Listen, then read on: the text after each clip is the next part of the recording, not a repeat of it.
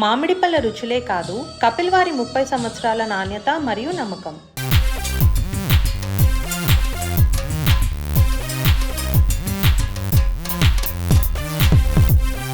భారత్లో పహల్గామ్ ఉగ్రదాడి తర్వాత భారత్-పాకిస్తాన్ మధ్య ఉద్రిక్తతలు తీవ్రమవుతున్న సమయంలో పాకిస్తాన్ ఆక్రమిత కాశ్మీర్ పీఓకేలో జరిగిన ఆకస్మిక వరదల పరిస్థితిని మరింత ఉధృతంగా మార్చాయి. ఎలాంటి వర్షం లేకుండానే ఒక్కసారిగా భారీగా నీరు ముంచెత్తడం స్థానిక ప్రజల్లో తీవ్ర భయాందోళనని కలిగించింది. జీలం నదిలో భారత్ పెద్ద మొత్తంలో నీటిని విడుదల చేయడం వల్ల ముజాఫరాబాద్ వద్ద నది నీటి మట్టం హఠాత్తుగా పెరిగింది. ఉత్తర కాశ్మీర్లోని బారాముల్లా జిల్లా నుంచి పీఓకేలోని చకోతీ ప్రాంతం గుండా ప్రవహించిన నీరు నది ఒడ్డున నివసించే గ్రామాలపైన ముంపు భయాన్ని కలిగించింది. స్థానికులు 1990 దశకం తర్వాత ఇటువంటి భారీ వరదలు చూడలేదని అంటున్నారు. పీఓకేలోని హతియాన్ బాలా జిల్లాలో అత్యవసర పరిస్థితిని ప్రకటించారు. మసీదుల ద్వారా హెచ్చరికలు జారీ చేయడంతో ప్రజలు సురక్షిత ప్రాంతాలకు తరలించే ప్రయత్నాలు ముమ్మరంగా సాగాయి.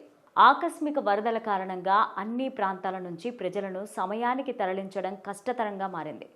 పీఓకే రాష్ట్ర విపత్తు నిర్వహణ అథారిటీ చెబుతున్న దాని ప్రకారం భారత్లోని విద్యుత్ ప్రాజెక్ట్ ఆనకట్టల స్పిల్వేర్ను తెరవడం వల్ల వరదలు సంభవించాయి అంటున్నారు. 1960లో కుదిరిన సింధు నదీ జలాల ఒప్పందం ప్రకారం జీలన్ నదిపైన నియంత్రణ పరిమితంగా ఉండాల్సి ఉంది. అయితే పహల్గామ్ దాడి తర్వాత భారత్ ఈ ఒప్పందాన్ని పక్కన పెట్టింది. పాక్ దీన్ని తీవ్రంగా ఖండిస్తూ ఇది యుద్ధ చర్యగా పరిగణిస్తామని హెచ్చరించింది.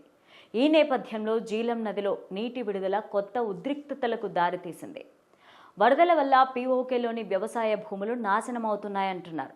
నదీ తీర ప్రాంతాల విధ్వంసం, నీటి నాణ్యత మందగించడం, జలచరాలపైన ప్రభావం వంటి పర్యావరణ సమస్యలు నెలకొనే అవకాశాలు కనిపిస్తున్నాయి.